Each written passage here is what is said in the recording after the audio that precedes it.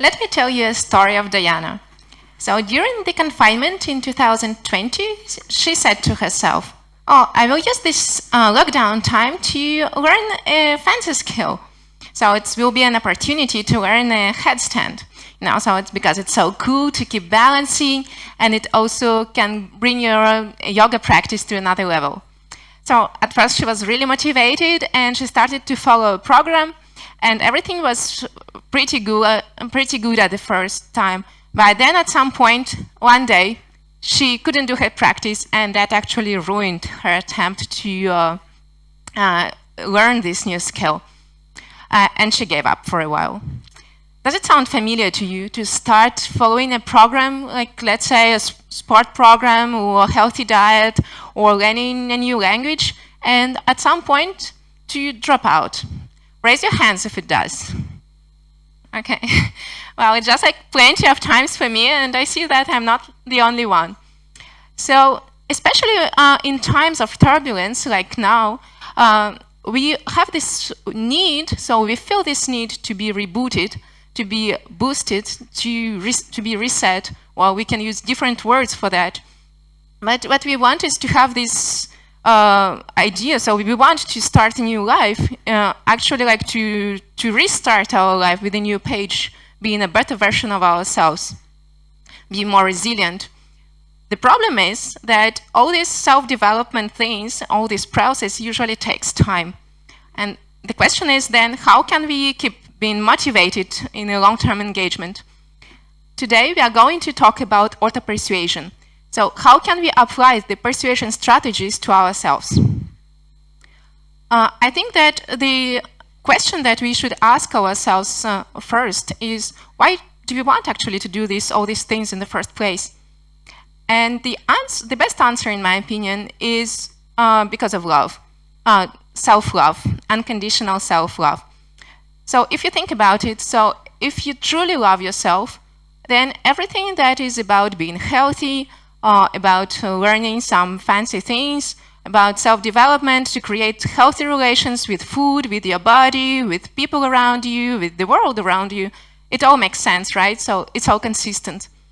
And this desire to be consistent is something that is proper to us as humans. And that's what social science says to us. So we want to be as consistent as possible. So, and by consistency, we mean the consistency in our commitments, in the actions that we've taken, in our stance. So, and this search for consistency can actually be used as a lever to get influenced. Well, okay. So another very important, in my opinion, ingredient for this in this self-development process would be a passion. Just think of it. It's much easier to do and redo something that we love, something that brings us to this state of flow when we don't see the time go, when we are absolutely absorbed with what we are doing. Okay, great. So you have these kind of perfect things, but are there concrete things that we can actually do to keep motivated? And we do. So to answer this question, how can we get involved how we can stay involved in our new routines? I think that we can look for the marketing strategies, the ones that pop up on our social networks.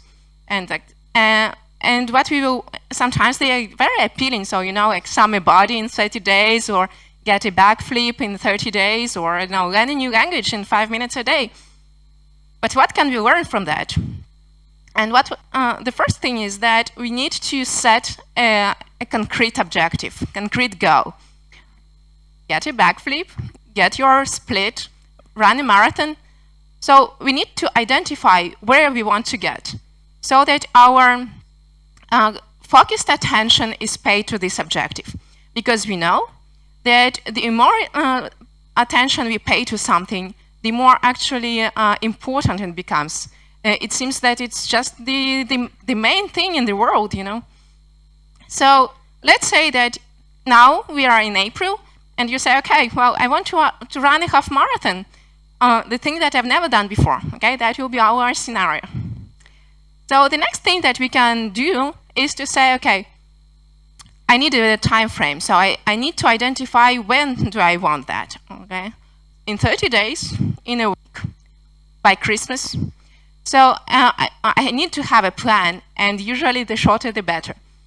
So if we get back to our example of a half marathon, so you may think that, okay, what can I do? Well, I can check out the local events, like the local running communities, and maybe you will find something interesting, for example, okay? And you say, okay, well, in September there's this running event going on in my city. So what I want is like to be able to run my half marathon and take part in this event. Well, it's all settled now, and all you need is to get practice.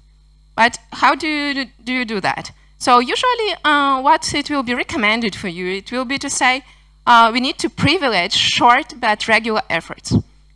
5 minutes a day, 15 minutes a day, something short and precise. So think about it. It's much easier to keep going with a 1 minute per day plank challenge than to say 1 hour and whole body training 3 times a week, right? So because it's very hard to find all this I don't have time excuse when it's about 1 minute. And another thing about this is that these 5 minutes will allow us to actually understand whether or not we really want to learn this skill. And of course, if we are very willing, then we can spend much more time. So like we are more than welcome to that. One more thing about that is that when you have these small goals, like small daily goals, and once you complete this goal, you feel happy, and this gives you the recompense, so it's rewarding. So it's very important for us. So when we choose the program that we will follow to get to our objective, we also get influenced by what is called the principle of authority. So what does it mean? So we are more eager to follow a person or a character or a system that incorporates trust, respect, expertise, right? So if I say, okay, I will teach you sumo, well, I don't think you will follow me, okay? So because we have this idea of a person that will incorporate all these characteristics. So just make sure that what is said by this person or a character who you can relate to, it just makes sense for you, okay? So what else can we do? So get a community of like-minded and supportive people. That's actually something also very powerful. Why? Because, well, think about it. When you say to someone that you are going to do something, you just feel more obliged or ready to do it. Because you gave kind of your word. This community can also bring you the social proof. Because, well, it's like-minded people, so what you are doing is validated by this community. And this social proof brings us the validity and the feasibility of our actions. You can also ask questions, right? So, like, people are doing more or less the same thing. So you can ask questions if you have, and hopefully you'll get the valuable answers. Plus, you can also observe the others to do more or less the same thing and learn by their experience. And of course, you can also share your progress because, well, you can also track your progress and you share, and you can get all the likes and little hearts, and that will be also very rewarding.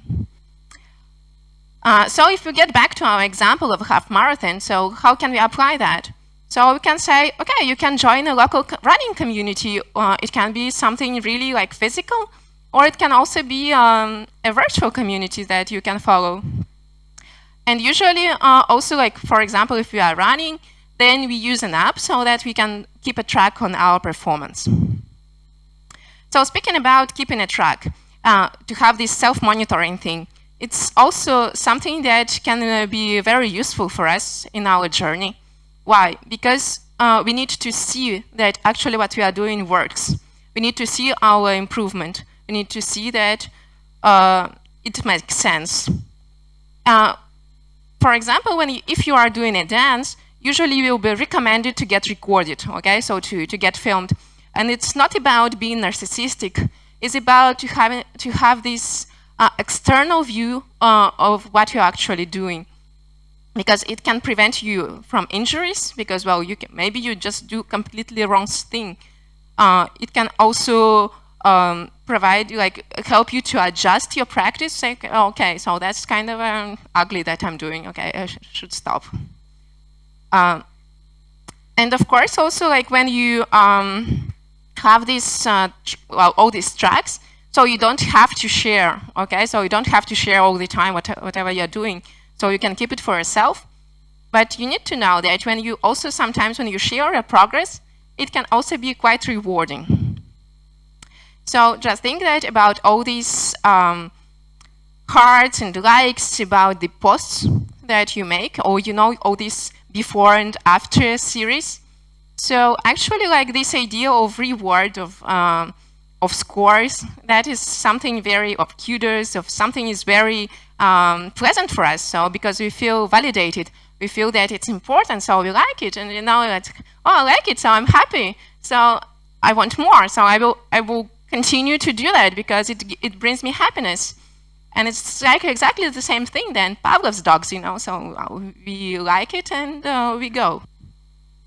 So my advice would be to praise yourself, okay? So if you, for example, if we go back to our example, so let's say when you are done with your half marathon, then you can offer yourself a day in a spa, or you can buy yourself a book that it's been a while that you wanted to read. So it's very good. So basically, we have this means to trick our mind, okay? So that to give it a constant desire to continue. And it's not just marketing or some magic, it's the subject to study of social psychology. That's Professor Robert Cialdini described the persuasion strategies and also what is called persuasion in his books. And it's not surprising that nowadays we can see some of these strategies and even more in the modern applications that we use. And what we can learn from these applications as well, that what are the techniques that, how can they bring these strategies to us? So one of the very commonly used technique is gamification. So basically, what does it mean? So it means that you need to turn your self-development journey, okay, so this journey to behavior change to a game and play it. So it sounds easy, And so you will get also this idea, we can put that in practice, the idea of rewards, of scores. So you also get this instant gratification. You can also get socially involved. Why? Because, well, when you have your scores, you can also compare your results, right? So you can compare your results with the others, and you can get involved into a competition. So that's why it's a very powerful toolbox, because it also brings this idea of gradual persuasion. So we just little by little, we get more and more engaged in our process.